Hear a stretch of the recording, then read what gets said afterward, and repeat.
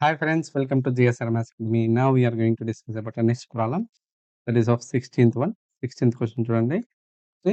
కర్ణాల పొడవు 9.8 సెంటీమీటర్స్ మరియు 8.2 సెంటీమీటర్స్ కలిగిన సమచతుర్భుజ వైశాల్యము. ఇక్కడ సమచతుర్భుజము అంటే ఏంటి అంటే ఇంగ్లీష్‌లో రాంబస్ అన్నమాట. ఓకేనా? సో, ఒక రాంబస్ యొక్క కర్ణాల పొడవులు ఇచ్చాడు మనకి. రాంబస్ యొక్క కర్ణాల పొడవు ఇచ్చినాడు. వాటి పొడవు ఇచ్చిన తర్వాత మనం కనుక్కోవాల్సిందేంటి? దాని ఏరియా కనుక్కోవాల్సింది. మనకి ఏరియా ఆఫ్ రాంబస్ ఫార్ములా తెలుసు. ఏరియా ఆఫ్ రాంబస్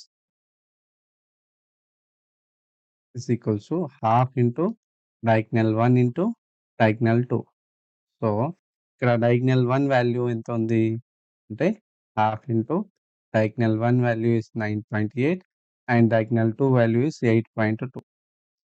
సో, 2 1 జా 2, 2 4.1 జా. So, 9.8 into 4.1. So, on multiplying this, you will get the answer. That is of 40.18 centimeters square. So, out of this, third option is the correct one.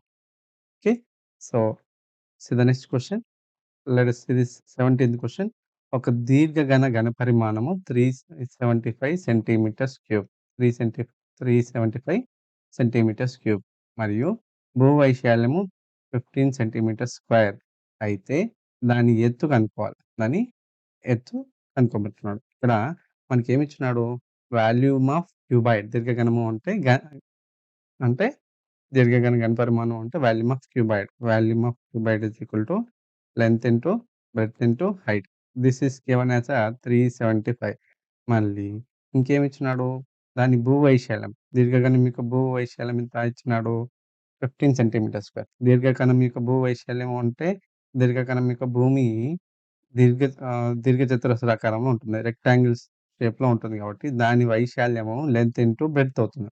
అంటే ఇండైరెక్ట్‌గా ఈ రెండిటి యొక్క product 15 అని ఇచ్చినాడు. Into height is equal to 375. ఓకేనా? So, from this h is equals to 375/5. 375/15.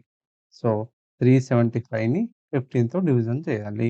So, 15 1 జా 15, 15 2 జా 30. ఫ్రమ్ 37, 30 సబ్ట్రాక్టెడ్ మీన్స్ 7 అండ్ 15 5 జా 75. From this height is equals to 25 centimetres వస్తుంది. 25 సెంటీమీటర్స్ అంటే ఇచ్చిన ఆప్షన్‌లో fourth option is the correct one. Okay. So, this last problem in this. Okay. సోపాన రేఖాచిత్రంలో వీటిని కలిగి ఉంటుంది.